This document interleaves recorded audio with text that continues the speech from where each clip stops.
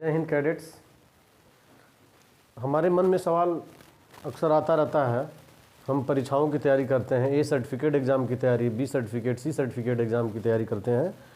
उस दौरान एग्ज़ाम में पूछे जाने वाले प्रश्नों का क्रम कभी ऑब्जेक्टिव होता है, कभी डिस्क्रिप्टिव होता है, कभी मैचिंग द वर्ड्स होता है जिसे मिलान करना रहता है।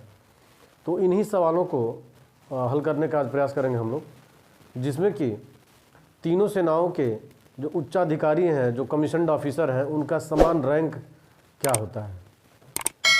इसमें कौन जो अफसर है थल सेना का जल सेना के अफसर के इक्विवेलेंट उसका रैंक होता है।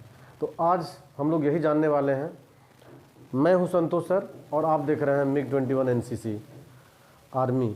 इसमें हम आर्मी से रिलेटेड जो भी क्वेश्चन है उसको लेकर आते हैं।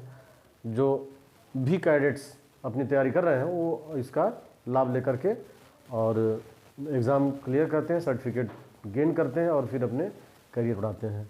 तो आइए बिना देर किए हम लोग चलते हैं कि कौन कौन से ऐसे पद हैं जो कि समान रैंक वाले हैं। तीनों सेनाओं के समकक्ष राजदिष्ट पद जो इक्विवेलेंट कमीशन्ड ऑफिसर के जो रैंक हैं वो इक्वल कौन से हैं। यहाँ हम देखते हैं थल सेना का यहाँ कैटेगरी बना हुआ है, लिस्ट है। यहाँ वायु सेना एयरफोर्स का लिस्ट है और यहाँ पर जल सेना, इसका मतलब कि नेवी के जो अफसर हैं उसको, ये कमीशन्ड ऑफिसर्स की रैंक है।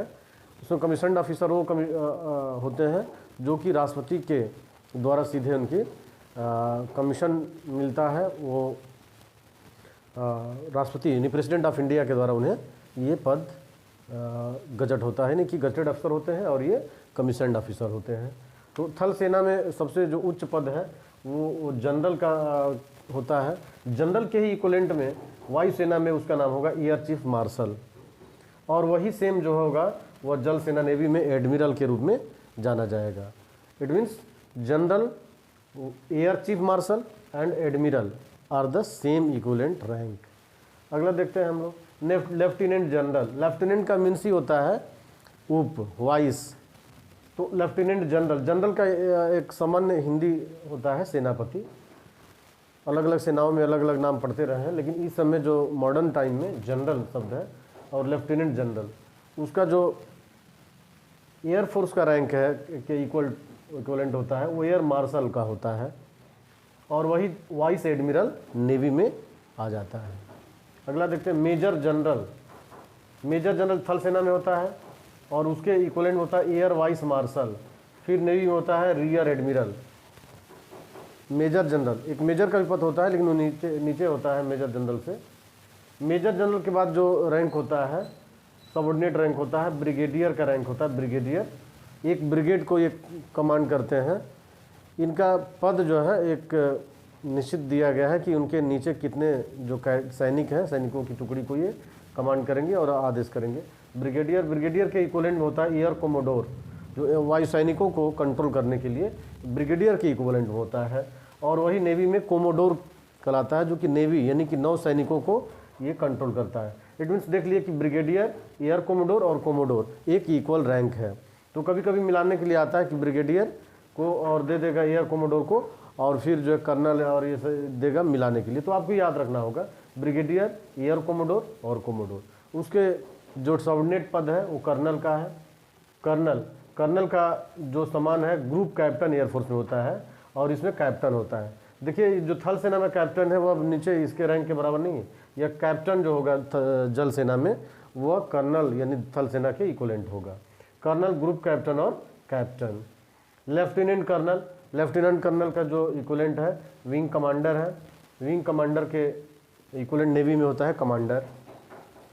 मेजर जो थल सेना में उसके इक्विवेलेंट में है स्क्वाड्रन लीडर, और इसमें होता है लेफ्टिनेंट कमांडर।